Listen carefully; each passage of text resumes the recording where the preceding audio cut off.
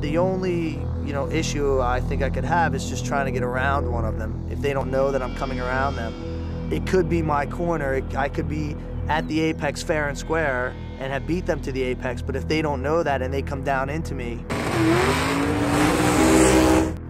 it's gonna be a mess. I've had a few incidents out here that I could have really been hurt, honestly. I was out here one day when I was going around one of the biggest, sweepiest corners, the highest speed corners, and I had a tire actually come off of my wheel. The tires of the open wheel car are exposed, and if they were to come in contact with one of our cars, the wheel could climb up the side of our car and flip the open wheel car over.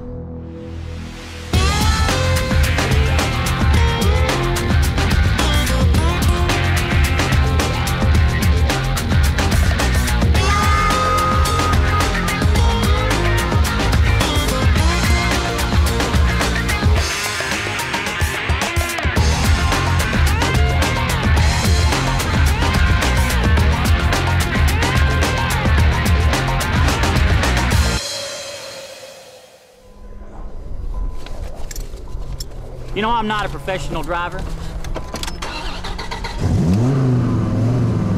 I'm actually an emergency medicine physician, and we work really, really hard, and because of that, we need to play hard. This is how I play hard. When I get in here, put on my helmet, put on my gloves, strap myself in, I'm a professional race car driver. Racing, I like to say, is the most fun you can have with your clothes on. This car is the 2004 Lamborghini Gallardo. The top speed of the car is reputed to be in excess of 195 miles an hour. I wouldn't know, or at least I wouldn't admit it. Driving fast, you feel the power of the car, you feel the rush of the speed, and you feel just on the edge. And you make the curve and you're wondering, am I gonna make it, am I gonna make it? Yes!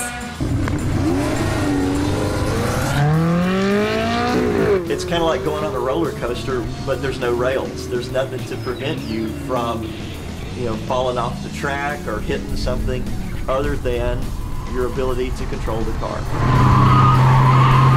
Sometimes I get into a little bit of a frenzy, especially when I'm chasing somebody, or even worse, if I've got somebody behind me. I think you're more concerned with what's happening around you than what's happening in your car, so I constantly have to remind myself to settle down and drive my own race.